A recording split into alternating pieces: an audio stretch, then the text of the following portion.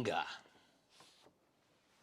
The Bible verse for today is this: a soft answer turneth away wrath, but grievous words stir up anger. Proverbs 15 verse 1. Every one of us gets angry sometimes. Now, generally speaking, there are two types of people. Some of us get angry, but we don't show it. In other words, we stew on the inside. We get angry on the inside, but we don't necessarily show it on the outside. And this is not a good way to be, because we keep things bottled up. The anger is still there, but we keep it bottled up. We keep it hidden. And sometimes that anger can go on for months and years, and sometimes even for a lifetime. But other people are the opposite. They get angry, and just like the professor with his Diet Coke and Mentos trick that he was a bit scared of, that anger just wells up very quickly, and out it comes like a volcano. And people say things that they don't mean and cause a lot of harm with their words. So which sort are you? Are you someone that stews on the inside, or are you someone that blows up like a volcano, or like a Diet Coke and Mentos trick? Well, what does the Bible say about anger? The Bible says a lot of things about anger, or that old English word wrath. You know, sometimes it's okay to be angry. There's good anger and there's bad anger. Sometimes it's okay to be angry. Jesus got angry. He got angry with the money changers in the temple, and he upset their tables, and he told them to get out. In fact, he drove them out of the temple. He got angry. Sometimes it's okay to get angry.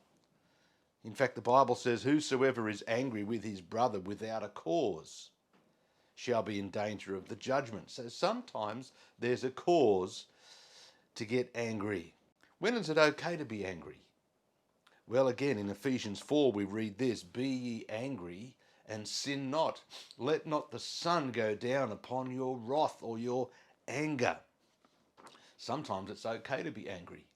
Angry about sin, and angry about injustice, and angry about wickedness. We must hear all the facts before we get angry again. If we're going to get angry in the right way, do it slowly. Do it slowly. Make sure you get your facts straight. Don't just be like a volcano and blow up. There is a righteous anger, and then there's anger that's not very good. Unrighteous anger, the wrong sort of anger, it comes from our flesh. It comes from within our hearts. Galatians talks about the works of the flesh are manifest, which are these: idolatry, witchcraft, hatred. And in that list of the terrible things that come out of our heart is wrath or anger. And so many of us, we get, in fact, I think we all get angry at times. And if it's the bad anger, well, we either stew on it or we blow up like a volcano. And that anger comes from our flesh, from our wicked hearts. And always remember, we can never take our words back. If we get angry, especially if you're someone that blows up like a volcano, you can never take those angry words back again. Some things you can undo. If you drive the wrong way down a one-way street, you can always put your car in reverse and hopefully go back the other way. If you purchase something that's the wrong thing, oftentimes you can get a refund and get your money back. But if you say angry words to someone, you can't take those words back. They are there forever. And as we've often heard that little saying, sticks and stones may break my bones, but words will never hurt me. That is just not right. Words can cause a great deal of hurt. So we need to be very, very careful. So what do we learn from our very short study on anger? We learn that there is good anger and there is bad anger. Sometimes it's okay to be angry, but we must not let that anger continue.